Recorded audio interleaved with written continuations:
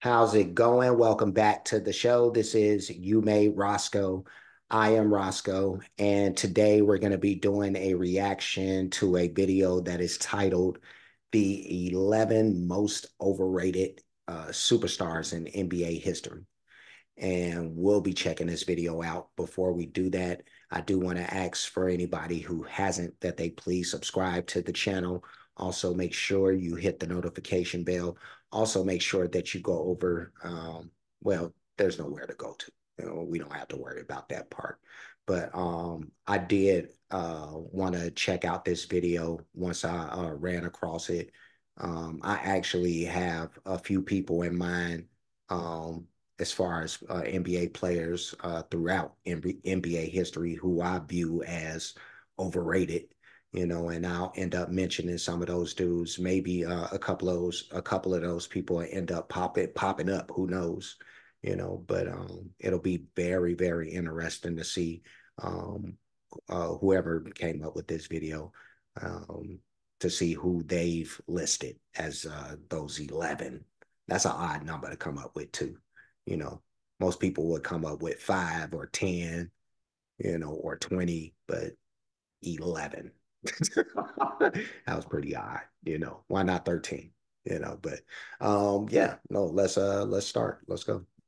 Superstars in NBA history. A video that without a doubt is going to be controversial and draw a lot of hate. But I'm willing to do it because let me be clear, these aren't my actual opinions. I'm just going to be taking the subject of most overrated superstars and gathering the biggest arguments against these players for you guys to then be the judges of on whether they're right or wrong. So don't come at me for this one. Now if I do agree with a certain player or argument though, I'll be sure to make it known. So let's get into it. But first, let's start off with some honorable mentions, like Kobe Bryant and Steve Nash. And there's a lot of people out there who believe these to be true, and here's why. The case behind Steve Nash being overrated is because of his lacking defense, him not deserving at least one of his MVPs, and he didn't actually make the Suns that much better. Of course, Steve is most known for bringing the Suns from a 29-53 record without him to 62-20 once he got there, which is what won him the MVP. But some fans have said that that was only because they had just traded their star and main point guard in Stephon Marbury, leaving them without one. In the middle of the season, they went 29-53. So when they were able to sign Nash, he filled in that role, giving them an actual point guard, so obviously they were going to play much better. And as for Kobe, of course, people point to his selfishness, low shooting percentages from the field and three, saying he wasn't good on defense, and the fact that he's missed the most field goals in NBA history. And overall, some people just don't think he deserves to be top 10. But comment down below if you agree that either of these guys are actually overrated. And now let's get on to the real list. All right, before we start, man,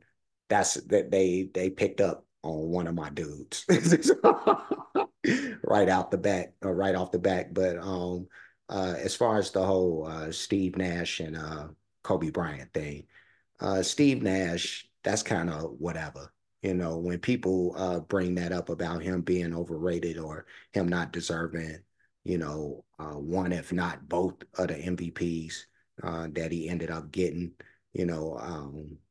I mean, I could see the argument, even though I don't, I think that at least one of those he truly deserved. And then there was another year where maybe Shaq, or somebody was probably more deserving, maybe Kobe, but Kobe, I don't look at as overrated. Now, I do see him as, and did see him in his career as highly inefficient, but he also came from a time where a lot of dudes was inefficient, but yeah, no, he just wasn't scared to shoot and scared to take the clutch shot, So more than anything, I think those missed field goals for Kobe is more of a testament to him having the courage to take the shot, because we've seen dudes a la Ben Simmons run from the moment. So now let's see what they got to say about Carmelo. Let's go.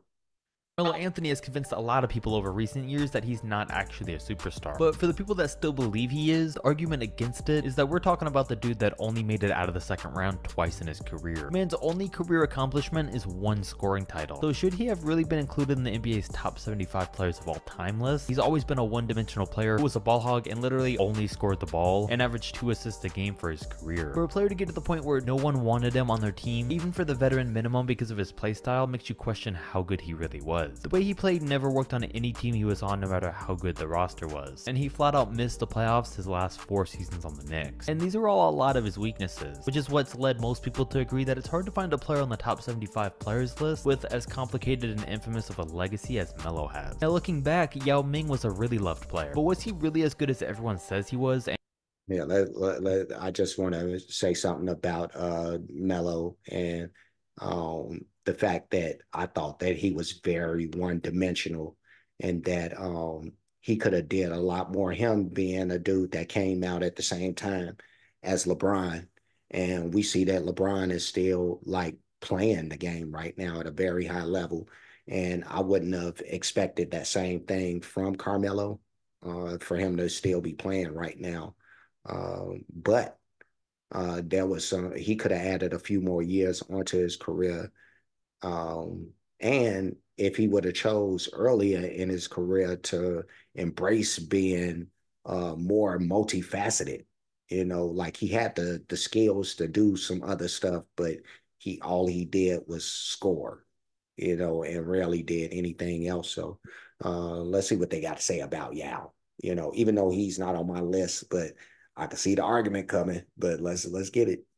And remembers him as. I mean, he only played 7 seasons in the NBA, and he played under 55 games in 3 of those because of injuries. And I'm not even counting his last 2 as actual seasons because he missed an entire year in one of them, then played 5 games in the other. So he basically retired at 28 years old. Of course, he made the All-Star team every single year and was promoted by the league a ton because of his popularity in China. But if it was anyone else that had the amount of injuries and as short of a career as he had, while being drafted first overall, would they be considered a bust? And even on the court, his 9.2 rebounds and 1.9 blocks a game for his career weren't the best considering his size and role on the team. Plus, he only averaged 20 points a game 3 times in his career and over 10 rebounds a game twice. Now listen, those are all great numbers for a player, but maybe not for one that's currently in the Hall of Fame. And all of that put together, while not forgetting the fact that his Rockets teams only made it past the first round once in his career, and of course during that postseason he got injured and missed most of the second round. Metagenics replenishes nutrients missing from modern diets with Vital Multi, a multivitamin unlike any other. Listen, I think the main part of this argument is that Yao was great, but maybe just not as great as everyone remembers. For Russell Westbrook, I'm really not going to get into it because... All right, let me push this back just a little bit. But I will agree about Yao and not only his very short time in the NBA, but for his size, he could have did a little bit more. But everybody body is going to do different, and so his body was really not meant for like high flying and all that type of stuff. So he was going to be a grounded dude. He was like really tall and kind of stout, you know what I mean? He wasn't a skinny dude. So yeah, he was just a big dude. He was going to be grounded. So there was only so much, from the defensive aspect, I think that he was going to be able to do. But I don't know. I don't know if I would have put him in the Hall, but had he been healthy, he would have ended up probably being there and getting there, just from the numbers, and he would have had good enough numbers. So let's keep it going.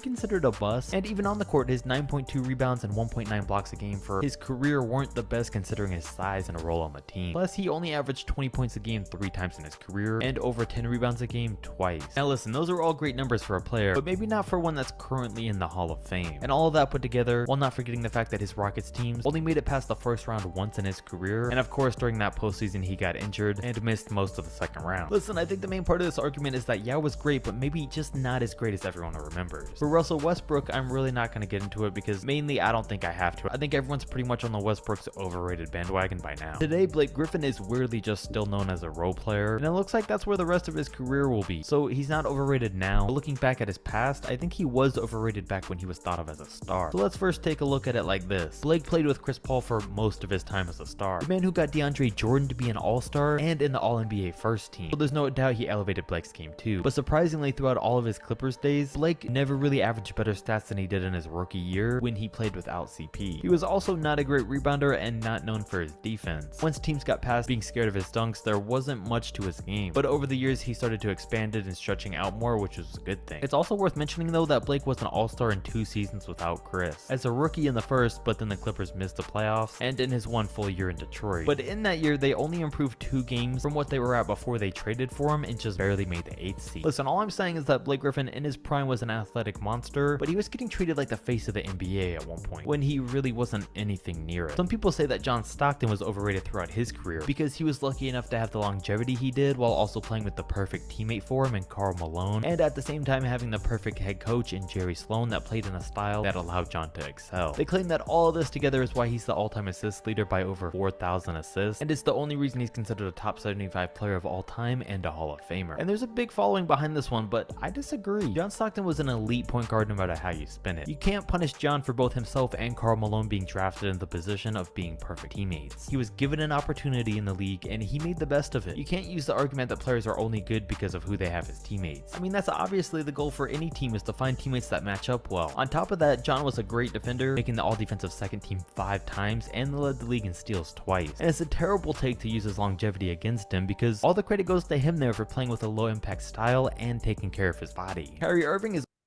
I agree. I agree. Yeah, I'm gonna push this back just a tiny little bit, but yeah, no, Stockton was one of my favorite dudes, coming up, him and Malone. I like the Jazz. Of course the Bulls was always my number one team, but yeah, no, I like the Jazz, these Jazz teams, and Stockton definitely was not overrated. Was he like a little dirty? Yeah, that I just called him, just frisky, and he's just a frisky player, so he did what he had to do to get by, but he definitely had talent, and a dude who had all the amount of assists and everything else that he had. It's what this dude said. People talk about the longevity and all that, not just for him, but for anybody. But that's part of the talent. That's the way I look at it. Like you can't take that out of the equation like they try to do for LeBron or some of these other dudes who happen to last longer. Like that is their talent. Their talent, it was their body was made different from everybody else's for them to be sustained that long. But yeah, let's keep it going. in the league, and he made the best of it. You can't use the argument that players are only good because of who they have as teammates. I mean, that's obviously the goal for any team, is to find teammates that match up well. On top of that, John was a great defender, making the all-defensive second team 5 times and led the league in steals twice. And it's a terrible take to use his longevity against him because all the credit goes to him there for playing with a low-impact style and taking care of his body. Kyrie Irving is a player that at this point, a lot of fans and media are starting to call him overrated. From an all-time perspective especially, because he has the skill to be a Hall of Famer, but he's ruined that these last few years, and it's sad how out of nowhere his off-court issues have really come out to ruin what was going to be an excellent Hall of Fame career. Anthony Davis in his first couple of years as a superstar was extremely overrated looking back, and I think some people may still have him in that boat. Early on, he was in the conversations of being the overall most skilled player we've ever seen across the board in terms of steals, blocks, rebounds, defense, offense, scoring, and the total package. He was thought of as being the guy that could surpass Tim Duncan as the best power forward of all time. He looked slightly more talented than Tim in most categories, but then he got to the Lakers. It was easy for him to be a star on the Pelicans when they weren't making the playoffs and nothing was at stake for when he would get injured every single season. But now that he's on the Lakers and his glass bones and paper skin have shown themselves in every year that he's been there so far, makes you wonder what his true value is. I mean, he was in top 5 players in the NBA discussions almost his entire career before LA, and now I just made a video ranking him 28 currently in the league because his actual skill doesn't matter for him for the Lakers or for LeBron if he's not even able to play. And I agree that Jeremy Lin was pretty overrated for a few years after Linsanity. Now don't get me wrong, Linsanity was one of the This dude is moving fast through these things, but yeah, no, that Anthony Davis stuff. I think with him it's just the injuries. The talent is there and everything.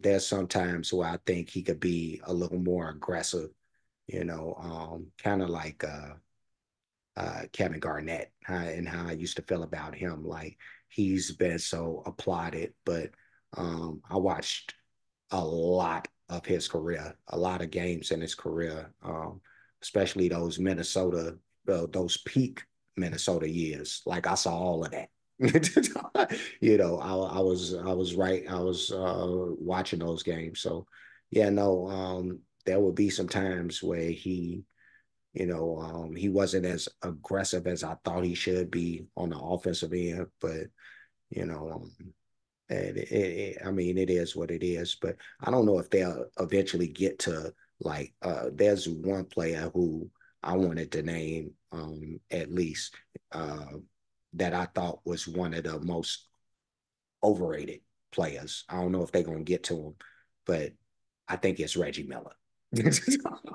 I think Reggie Miller and who was this back here? They showed somebody else.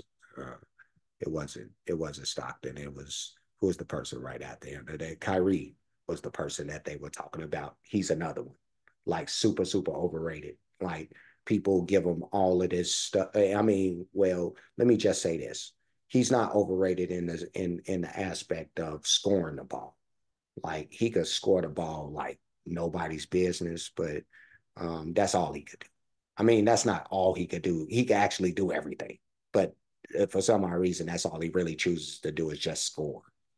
You know, he could play D if he wanted to. He could be a high level assist dude if he wanted to. But and I don't know why they bring it up. Jeremy Lin as an overrated dude. Like I'm interested to see what they got to say. Push this back, but let's see what they got to say about Lin. Jeremy Lin was pretty overrated for a few years after Linsanity. Now, don't get me wrong, Linsanity was one of the best things we've. And stepping up to the plate, the return of Denny's Original Grand Slam, and it's only $5.99. Come and ever seen in basketball, and Jeremy Lin was no joke during that stretch. But if you remember, it was only about 40 games, and then we never saw that dude again. And I still do blame Carmelo Anthony for forcing the team to not re-sign him because he was taking some of the spotlight. And if he would have stayed in New York, then Linsanity may have continued even longer, but that never happened, and teams that signed him kind of hoped that it would come back for a little too long, and he made a career out of it. And when it became clear who the real Jeremy Lin was, he found himself out of the league in his physical prime. I can honestly say though, and agree with the fact that Oscar Robertson is pretty overrated. Most lists you check almost anywhere will have Oscar as the second greatest point guard of all time and the top 11 or 12 player in history. And anything that any of those lists ever mention is that he averaged triple-doubles. Well, so did Russell Westbrook, and look where he's at. He proved that it's possible to do that and still not be an all-time great player. Besides, aside from the title he won with Kareem, most of Oscar's seasons in the league weren't all that great. So with all due respect to him, I think we may all collectively need to stop overrating him just because of his triple-doubles. Now, there's some people that say Allen Iverson is one of Yeah, push this back a little bit. I don't know about overrated Oscar Robertson. I don't know about that, and that's one of those that I can't argue. Like the to me, the numbers would suggest that he was that dude. If he played on bad teams, it's whatever. But yeah, no, and see the dude who's talking in this video. You know what I mean? He sounds like a young dude. He don't sound like somebody that's old enough to have watched games. So you can't make that criticism, if you haven't seen. So let's finish out or try to.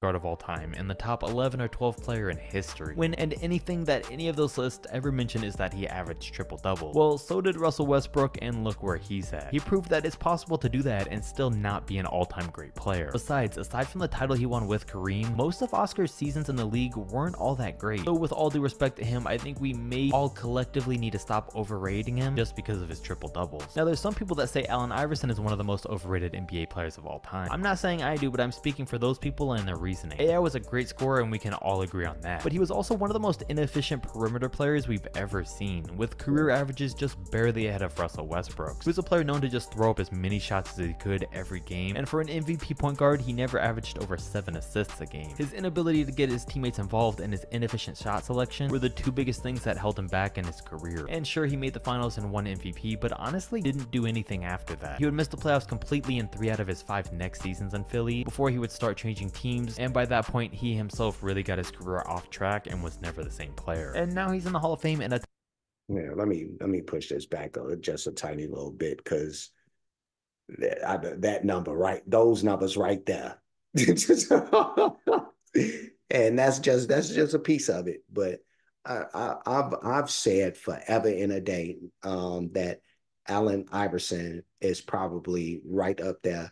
Him and Reggie Miller. Him and Reggie Miller, they get a lot of love now.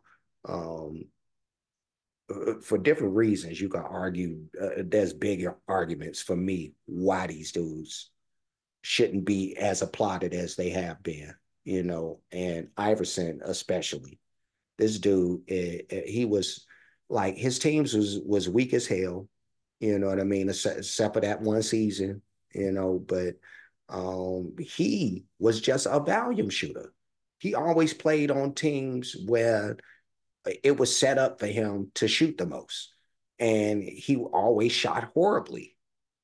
I mean, horribly, so I just don't get why, it looked good, it looked fancy, I suppose, and all that other stuff. But I saw beyond all that stuff even back then and while the stuff was happening, because I saw Iverson whole career. But yeah, no, I always said that, but everybody else was just gaga over Iverson, but yep, he's not what everybody make him out to be, but let's finish out.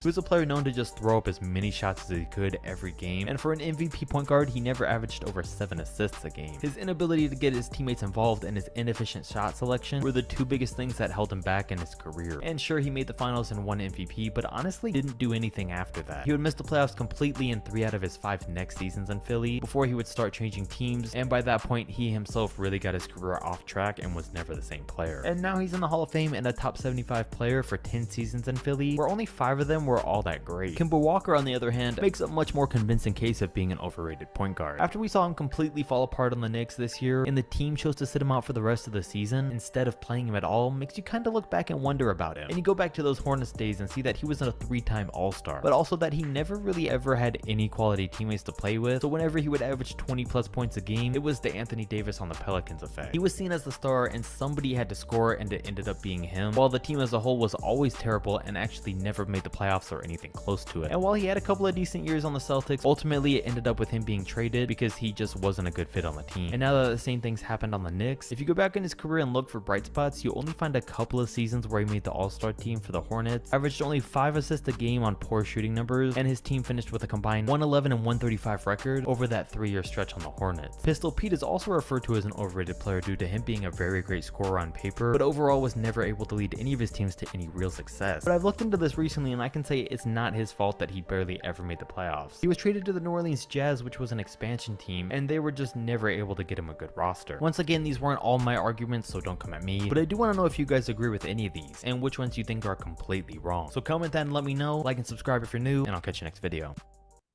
All right, let me push this back.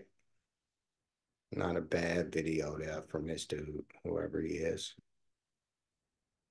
All right, that was the 11 most overrated superstars in NBA history. And that was quite the list.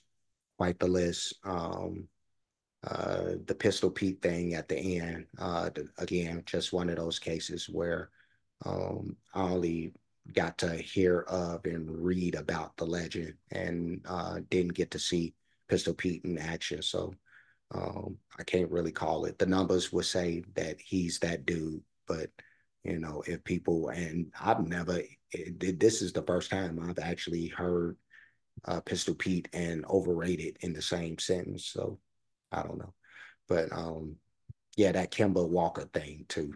It's like Kemba, did he even deserve to be on this list? Like he was like Iverson, just I guess the pole man's version of Iverson, because it was the same player, in terms of, you playing on these teams where you get to shoot the ball, you're not that efficient at it, but you still get your 20, and your 5, 6, 7 assists, but yeah, no, Kemba wasn't that dude.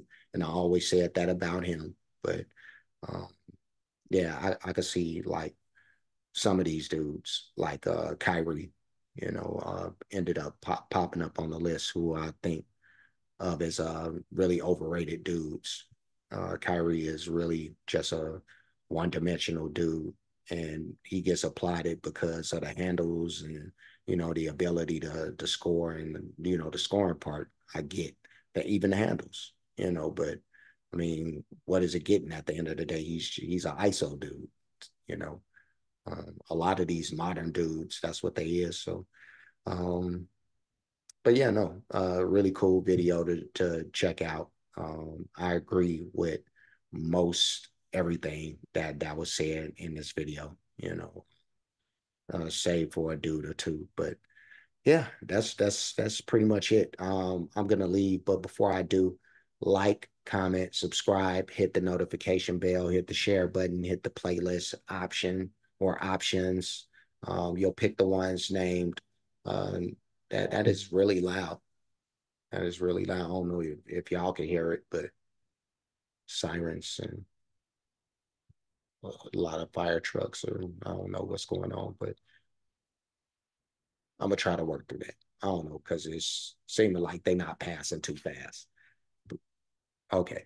So yeah, no, the playlist that this is going to be in, sports reactions and basketball highlights. So that's two separate playlists. You'll be able to see this in, as well as anything else that I react to that's sports or basketball related.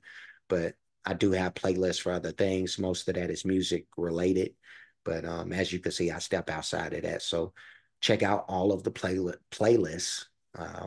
Cash App, $ you made Roscoe, PayPal at you made Roscoe. Super thanks option is available for those who like to show their support or appreciation for what's being done on the page. Any donations, those will be made to those spots. And that is it. I'm done. I will see you again soon. So until next time, be safe and be good.